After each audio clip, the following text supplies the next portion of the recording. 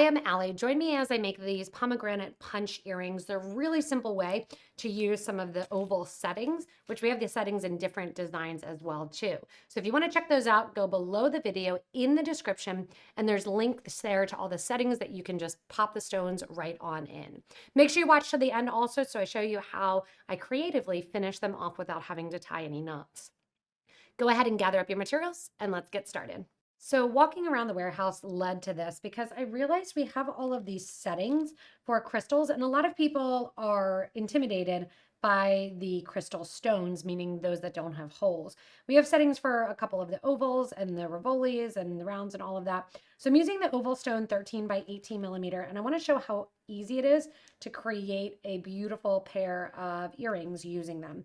Obviously, you can make this into a necklace too that drops down. And all you're going to do is pick up this silver setting here, which has 1 and 2 and 3 and 4 holes. They line up apart. I'm using a size 10 beading needle along with some white dragon thread and a size 8. And the first thing I'm going to do is drop my oval into my setting. And the oval I'm using is this pomegranate, beautiful color in the 13 by 18. We also sell collections of these too. And I'm going to very easily, you can use a nylon jaw pliers if you want, go in and bend down my first little prong. Then I'm going to go to the opposite corner and bend down that prong. Then I'm going to go to the opposite corner from that one, bend down that prong.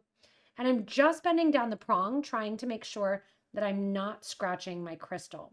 I'm using the underside of the silver as my brace, basically, to brace on and to push that down. Once I have all 4 sides down, I'm going in then, again, you can do nylon jaw if you want, and just making sure that they're all nice and pushed down, kind of switching over that angle. From here, I'm going to put a stop bead onto the bottom of my thread. Now, you don't need a stop bead, that's up to you. I'm going to go really close to the bottom of my thread because I'm just going to let my stop beads on in the back there. You don't have to, it's up to you, you can tie a knot, but I'm going to go nice and small and tight and just put that in there. From here, we're going to sew into the back, from the back to the side of our oval setting. Once I'm coming out the side of the oval setting, we're going to add 1 11-0 seed bead, then a 4 millimeter bicone, 11-0, 4 millimeter bicone, 11-0. So 5 total beads, 2 bicones with 11s on the outside. Skipping from the first hole to the second hole along the same side of the project and bringing my thread and needle out. I'm going to do the same thing on the other side. 3 11s with 2 of my 4 millimeter bicones in between, and then back over to that starting side. If you need to, you can kind of turn it over, kind of wiggle your needle around, getting into that open hole, but it usually goes pretty quick. And most of the forms, even if they're not this particular oval one, are all pretty much the exact same with that same lineup of holes. From here, we are going to add some beads to the bottom. So to the bottom, we're going to add a total of 4 of our bicones. And the 4 bicones are actually going to sit with an 11-0 between each. So I'm not using an 11-0 before. I'm just using the 11-0s in between my 4 bicones. From here, I'm going to go along the bottom, what will be the bottom of the piece here, and tuck my needle and thread into that opposite side. Now, the bicones are going to seem like they're pushing a little bit to the back. We're going to connect this with an extra seed bead along the outer edge as we go in and keep going basically on the project. From here, I'm going to go from the interior of that hole over to the opposite side. So straight across.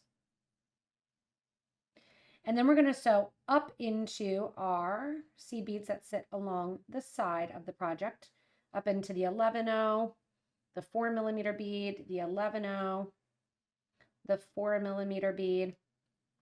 And at this point, we are going to bring our needle and thread out of the bicone. So we're skipping over that last 11-0.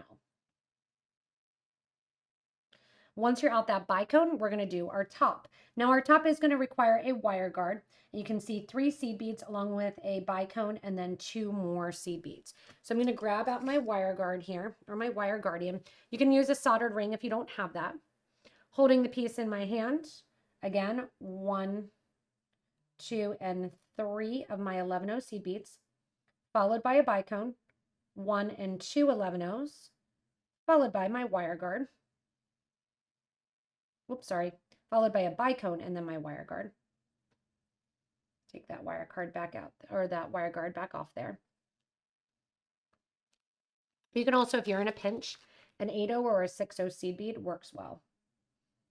So onto that 4mm, then onto the wire guard, down through the wire guard on the opposite side. At this same time here, I like to go in with a pair of needle nose pliers. And what I do is, when I'm going into one single hole of a bead, I like to just lightly pinch that wire guard together to make it more teardrop shaped rather than horseshoe shaped. And that just makes it sit nicer as we go back through that second 4mm bicone that we added. Pull that down next to your project. Coming out that bicone, add 1 and 2 more 11-0s, 1 more 4mm, 1, 2, 3 11-0s. And then we're going to go to the opposite side here, and we're going to go through the 4mm bicone, down through the next 11-0 and the next 4mm bicone. That positions that perfectly along the top. And now to connect the bottom to the sides, I want you to add 1 more 11-0 seed bead, and then we're going to sew into the 4mm and the 11-0s in between that we ran along the bottom. After that last bottom 4mm bicone, bring your thread and needle out, add 1 more 11-0 there, and connect it to the opposite side. So it's very, very, very simple. I'm going back up towards the top now. And when you flip it over, you can see how easy that was to get a nice pattern that sits tight against the oval, has a nice look to it, and was so simple. Now, if you want to, you can add a little bit of seed beads to the top of the design. You don't have to. If you don't want to, after coming out that bicone there, go back into the middle, tie those 2 thread ends together, or add another little stop bead. I'm going to go up to the top here, pulling it just a little bit closer. And of course, I went through 1 seed bead there. I'm going to go through the other 2. And I'm going to go out through the 4mm bicone. Coming out through that 4mm bicone, I'm going to add an additional 1, 2, 3 11-0 seed beads. And I'm going to go into the 4mm bicone from the top towards the bottom that sits on the opposite side. That pulls this into a little bit more of that teardroppy shape. From here, now what I'm going to do is I am going to go in and reinforce the thread, bringing my thread and needle around the whole outside area, back through to the top here, and then back towards the back. So you're going up and around all the way down. And then when you get towards the back, you can see here, I just stuck another stop bead on and then burned down my thread end, or you can tie the 2 ends together.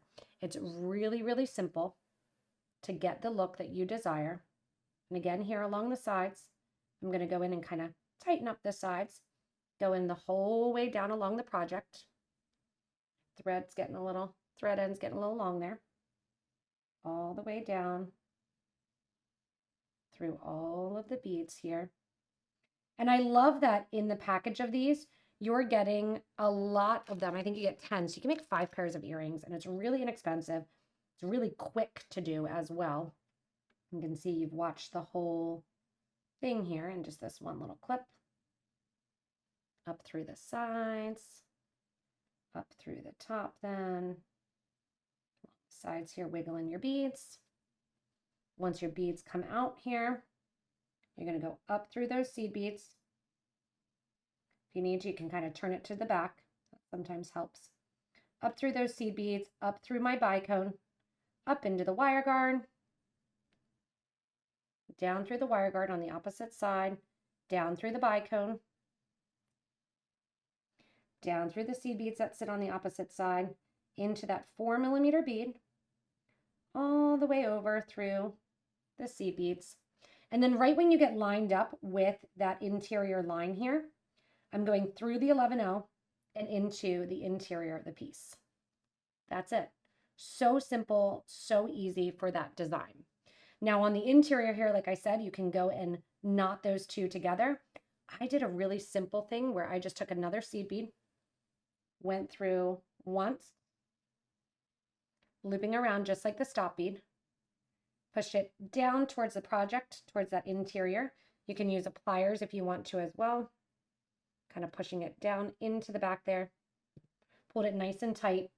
And then when I did my stop bead here at the end, I left a fair amount of thread. You can see on each end.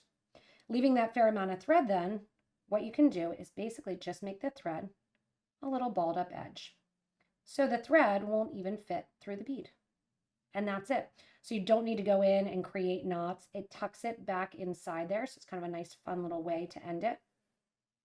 And you just make sure you're not burning the extra threads. Stick these on ear wires and you've got a nice new glamorous pair of quick, bright summer pomegranate earrings. Thanks so much for joining me in creating these fun pomegranate punch earrings. They're so simple and easy, so flashy and design worthy that you can make these in a ton of different colors. Just 11 seed beads, 4mm bicones, the ovals, and the settings. If you do need any supplies, look below the video in the description there. We put links back to our site. Don't forget to hit that little subscribe button so you don't miss anything from us here at Potomac Beads.